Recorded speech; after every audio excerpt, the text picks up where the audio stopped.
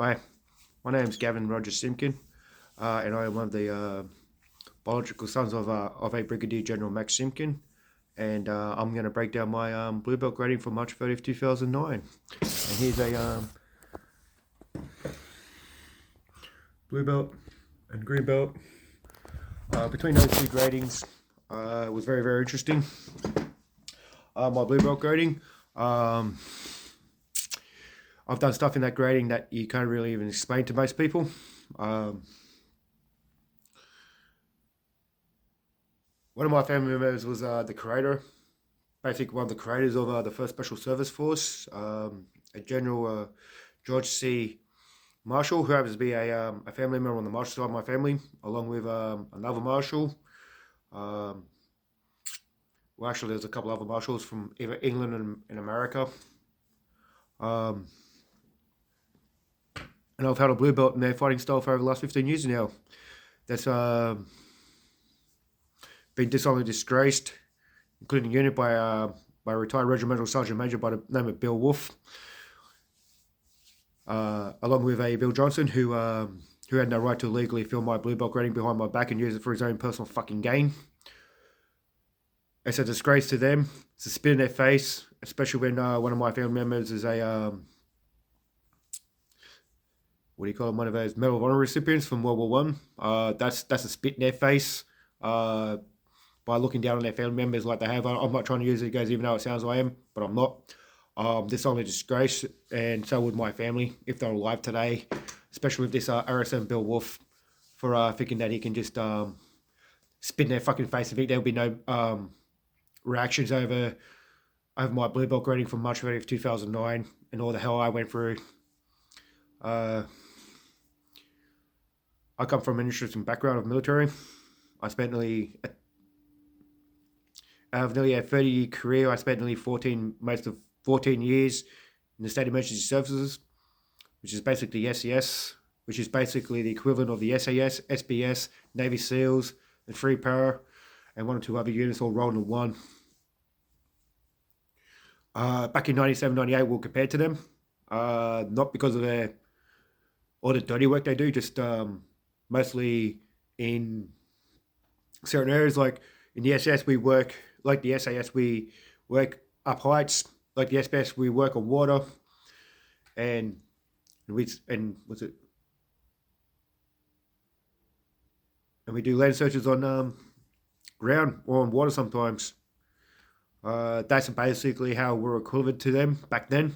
Just like how the 1st Special Service Force is like one of the very, very first, unlike a grandfather on my stepfather's side. His father was a desert rat in World War II.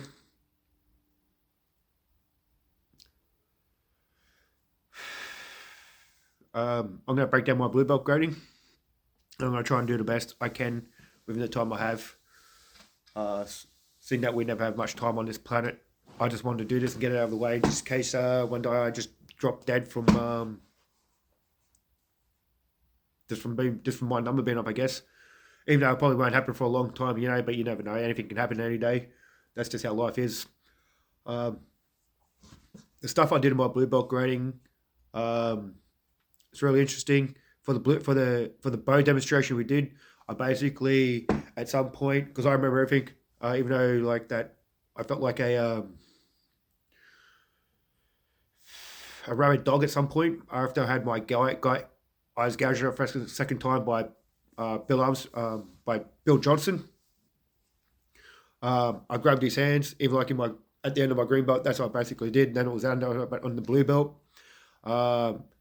We did a bunch of sparring, all different stuff. I didn't know it was filmed behind my back without my knowledge or consent for his own personal fucking gain, like it was with RSM Bill Wolf. He's to be dishonorably disgraced and kicked out of every country that my family fought and died for, along with Bill Johnson. I don't care who he is, because he doesn't give a shit who he takes advantage of, just like RSM Bill Wolf has, and the majority of those kind of people who will take advantage of other veterans' family members like they have for their own personal gain. After what my family's done, it's a freaking disgrace, just like my blue belt grading was with the stuff I had to put up with. After I had to take, I shouldn't have had to snap like that. I don't care of the style, even though it's far more violent than most arts out there. But I've as went into bow demonstration that at one point I basically ran this way, basically that way. If I was in the, it would have been that way, but I ran that way, and I basically put and jumped up and done all these spinning helicopter kicks. Um, God was pretty high off the ground too with the bow, and finished off with the bow. Did a bunch of other stuff with it that no one's probably ever seen or done before. Um, I've got photos of it, that and the fact that there's no footage. They claim there's no footage, which is bullshit, because I was told there was, and when he basically refused to he just kept denying it. And if that's how veteran families are treated nowadays, it's a freaking joke, just like how I was in my blue belt grading by a bunch of people who enough about friggin' disgrace, friggin' trash in God's eyes. But in Ring of Fire, we had to do all this stuff.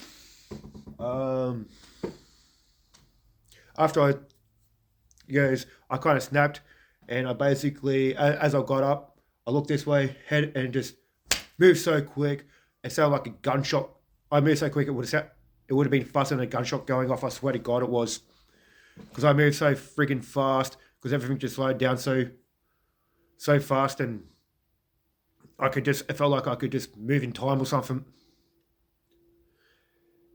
Because my awareness, and that's the appreciation of the SES, who that with all the stuff that I did in that. There's one person. There's a bunch of people I'm gonna shout out. After my blue belt grading was done, the following year in February, I met Hoist Gracie. I never had the money to train with him, but I did go to watch him because I just wasn't interested in learning the same shit that we're already learning. He really had nothing to really teach me or show me, because that's all they get paid to come in, just do the basics and nothing, because they'd rather steal that from you so they can claim it as their own because it's on the ground. I don't give a shit. Jiu-Jitsu actually came from Japan, and unless they start giving people that's been taken away from me, which is basically a spit in my military family's face and service and sacrifice. I don't give a shit if my father was one of the founding members of the United Nations, and that my one of my half brothers is a colonel for him, or that my family helped create a lot of these units, like the 1st Special Service Force, and that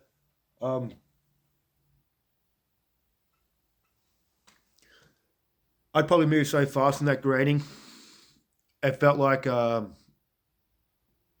15, 20 people felt like about nearly 100 to 200 people.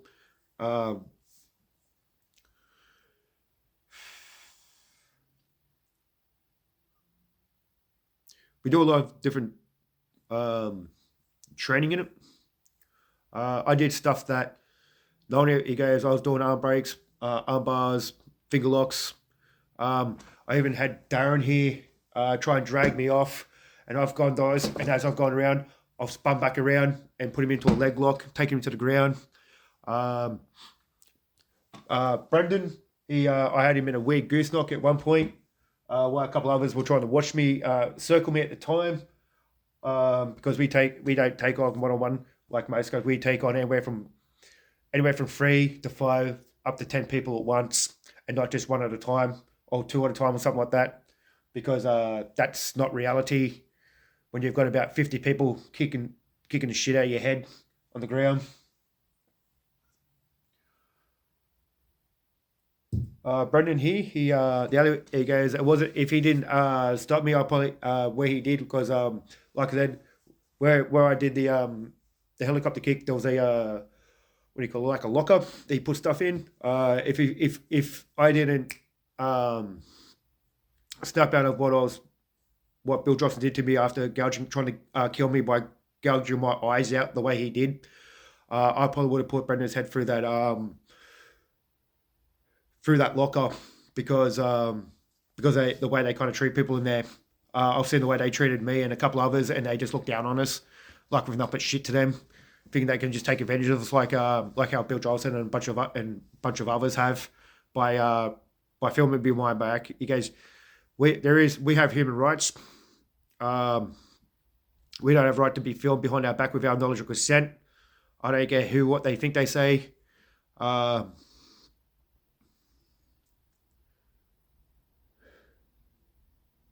going to do a quick shout out to Tim Kennedy. Like when I met Horace Grace, apparently I heard that I was UFC 110. I was actually supposed to fight in that with Tim Kennedy, from what I heard, as an exhibition match. I had no interest. I didn't know who the fuck Tim Kennedy was. All I heard was he was some UFC fighter and he was in the war. He was in the war or something. Some sniper. He goes there. I think that was because my uncle was a sniper in the Vietnam War, who was a contractor and all that for the CIA. A couple other agencies. He did some stuff that you can't even talk about, even though it's public. You still can't even talk about because of the names of them, of the things they did. But that's probably why they asked me to. I didn't, like I said, if I knew who Tim Kennedy was at the time, it wasn't until actually after I heard a story of his about this little girl that he had encountered in war and what the Taliban did to her. I kind of had that same kind of commonality in the state of emergencies back in the SES back in 2005. It's probably about now, in 2005 that happened, which I tried to save a little 7-8-year-old girl's life from being violently hit by a spinning ute with my first aid skill set that I earned from the SES and prior training. Because, like I said, my biological father was Brigadier General Max Simpkin, and he was a part of Free Para back in World War II. So, I guess all that's in my blood. Like is a lot. It's really weird with the family I have. Some people, when they have families like that, they at certain ages, if they go for the training, they become what they call a child soldier. Don't say they exist because they freaking do in the Congo, Africa, and freaking over in Iraq and all that shit. So, and they've existed since World War II. I guess that's one of the reasons why my skill set was so good, because ever since I escaped daycare 3 times in a row when I was back in 1983 or something. It was around that time when I escaped daycare 3 times in a row because my mum and stepdad were going through a divorce problem. I was put into thingy, but I guess that's one of the reasons why my skill set's so good, because I could do that where not many people probably could or would.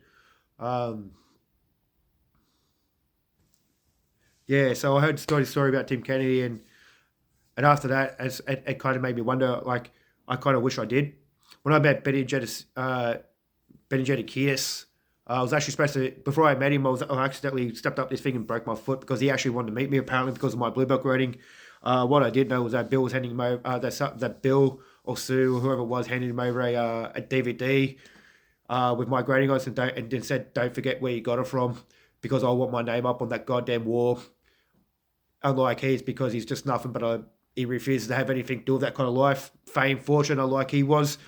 And that's all he cares about, unlike I do. He really went through what I went through and what that Tim Kennedy went through that day, which that broke my goddamn heart, because I just wish I was there for him, because I know what it's like to go through something like that. And even though it wasn't the same thingy, but it was the same kind of aspect in the violence, was like a little girl being violently hurt, and no one really cared. We go through hard times, but it's people like Tim Kennedy and my family at TR and a few others who've pushed to make me strive for betterness. If it wasn't for them, I don't know where I'd be. There's also another person I want to shout out, which is Texas. He used to work at a company called Rooster Teeth at Austin, Texas. He's talked me off a ledge a lot of times. Because it was just nice to speak to someone that actually found a time where there's no real where 99% of people in Australia don't give a shit like that. They just don't care. If they did, the world would be a better place, I reckon. But unfortunately, it probably never will be. Until all the gangs are eradicated, I guess. And that's when it will be. Because they just have no respect for human life but their own. Um,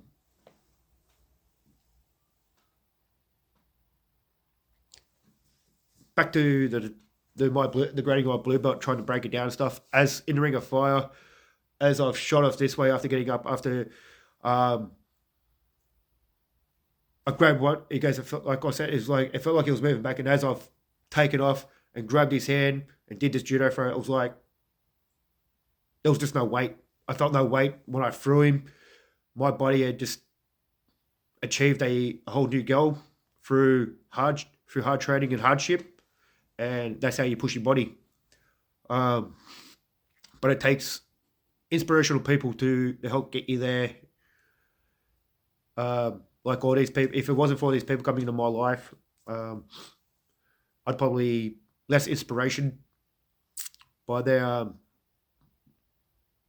by them and what they did as medics and stuff. I don't care anything about else. Like what I've did, guys, all I cared about was their rescue and medical stuff because I was more into saving lives than I was taking them.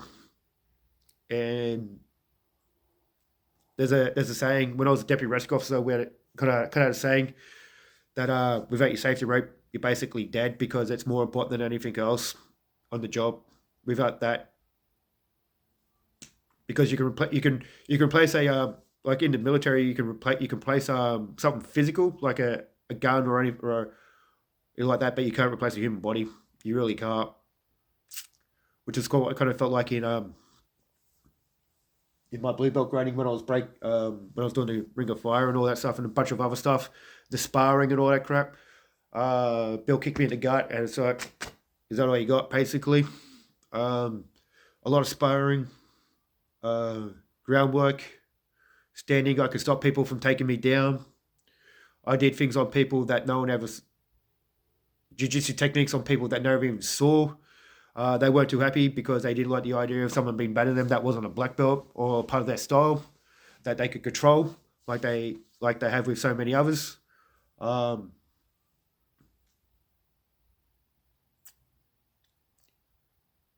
There's a saying, if you surround yourself by good people, expect good patience because that's all you get when you're around good-minded, good-hearted freaking people like I've tried to surround myself with, and it's kind of been hard when you don't find those kind of people in my country. The fact that you've got to go to another country just to find those kind of people, just to be around to feel alive and appreciated and motivated to aspire more to do for others to do good, like we've tried to, and you just get people who just don't want to. But in Ring of Fire, I think I took on so many people at once that my hands move so fast in a boxing combination that it was like the time I just went slap like this, I was already turned around looking on the next box as they just went down like this. I was like they just got knocked out.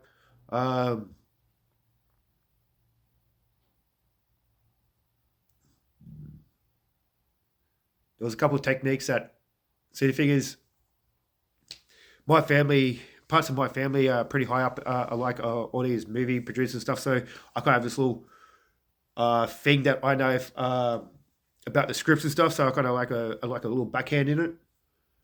I kind of know it, and I know if there's apparently, like, because scripts take a while to write, and apparently these scripts are on the backbone, but they just never found the fighting style because we don't do normal stuff like they do, and obviously they never come across anyone like me with my family's military background that they thought they could just take advantage of, like RSM Bill Wolf has, who's a disgrace to my whole entire dead military fucking family. If this is what they died fighting for, so their family members could be treated like that, then what's that say about you to them? Because I promise you now that they're gonna have no respect for you whatsoever up there or in hell or wherever the hell they are or wherever they end up when they die trying to fight for something that means nothing but the world to them. There's a lot of stuff I did in my blue belt grading that I'll never forget because I was always switched on. I guess that's what the SCS did to me with all that training. Uh, I'm just gonna kick back to that when I started doing it. When I was doing all my rope stuff, we were taught to do everything in every different environment. One hand, even with our fingers, like do knots with our fingers and our teeth, and just yank it with the teeth because you actually have to because you can lose one arm or a hand, doesn't matter. Um, but you but we do it with under any kind of environment, eyes closed, lights out, even with eyes closed, even bags over heads, just to make it as realistic as possible in the field.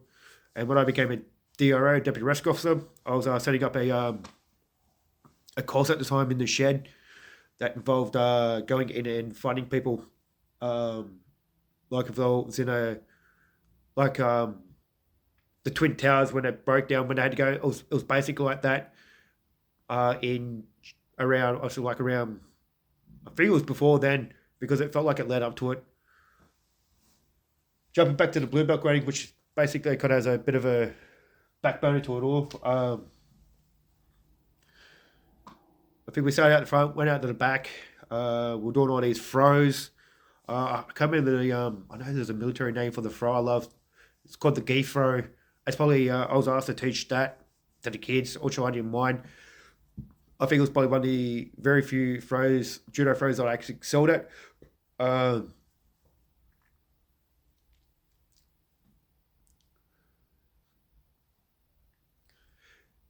If when I met Benny Jadakidis, I just wish he said, "Look, here's a passport, here's a ticket. You're coming back with me." If he did that, I think my life would have changed so much in the last nearly over the last decade, I guess, maybe the last 12 years or something. Um, because it would have been fun, I guess, because I could have got to finally go over to America and look around and stuff and enjoy doing what I do, which is trying to help people, because that's what I used to do in the SCS, and that's what I tried doing in this Defender what, but obviously not, because people just don't like the idea of people banning them unless they can find some way to take advantage of them to so they just have so they can take the glory of it for themselves, which is a disgust with people like that. But so thanks for the time to watch this. If you do, find someone good that inspires you and stick with them because they will stick with you. Those who don't are only out to make money off you. They don't care about you, not one little bit. I think if I ever met Tim Kenny, I'd probably hug that man because I love him to death. He makes me laugh so hard. He actually sometimes brings tears in my eyes just from laughing, which is there's a bunch of others like him. He was probably one of the very first people that I actually got to meet in that kind of world, besides from my uncles and stuff. Um,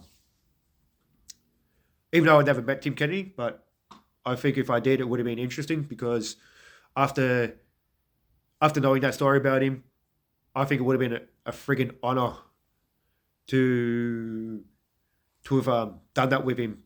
But only on the condition it would have been a good charity event for like kids. Like I said, I had no interest in fighting in the UFC. It didn't bore me, and it didn't interest me because there's all different rules in that to what we do and to what the fighting style upholds, which is at a bar and it can't be lowered for anyone, regardless who they think they are. Even though that one of my family members was the creator of NATO, which was the Marshal, which was General Marshal and all that. Even he was the creator of, even though that my half brother's a colonel for it, but grew up in a house, grew up in a house full of scum. You think you get used to it, but you just don't.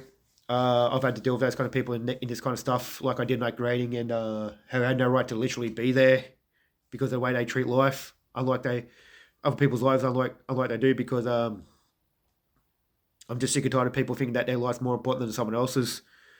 In rescue, you don't have the time to put your life before others. You got to put others before your life.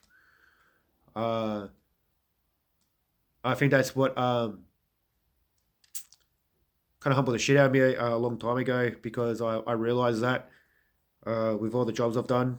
Um, I've even done another job back in '97. It was just before I turned 18.